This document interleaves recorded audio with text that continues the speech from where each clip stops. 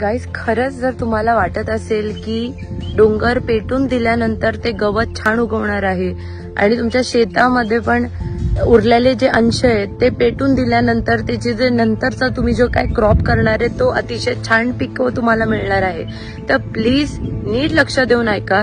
हे सगळं चुकीचं आहे. हे केल्याने काहीच नाही, पण तुम्ही सगळे आपले कीटक जीवाणू जे आपल्या मातीमध्ये लागतात आणि जे आहेत त्या सगळ्या गोष्टींचा तुम्ही नाश करत आहेत हे करून. आणि तो नाश केल्यानंतर मग तुम्हाला शेतामध्ये केमिकल्सची गरज पडते पिकं चांगलं उगवण्यासाठी.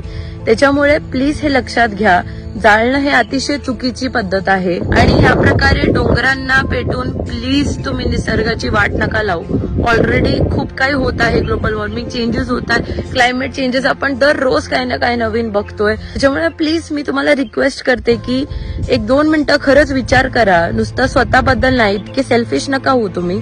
पण जे काय जीवाणू, कीटक, मुंग्या, बाकी जे काय वाईल्ड लाईफ आपल्या सृष्टीमध्ये एक्झिस्ट करतात, प्लीज 1 सेकंड त्यांचा विचार करा की तुम्ही त्यांच्या घराला पेटवून देत आहात. तुम्ही जे काय झाडं बिचारी एवढ्या उन्हाची सुद्धा जगायचा प्रयत्न करतीये, त्यांना सुद्धा तुम्ही अजून हीटनी तुम्ही नष्ट करत आहात. मी बघत असाल की कोणी वनवा पेटवतोय, तर प्लीज थोडेसे एफर्ट्स घेऊन तो वनवा तुम्ही बुजवायचा प्रयत्न करा. पण अशा चुकीच्या प्रॅक्टिसेस फॉलो नका करू.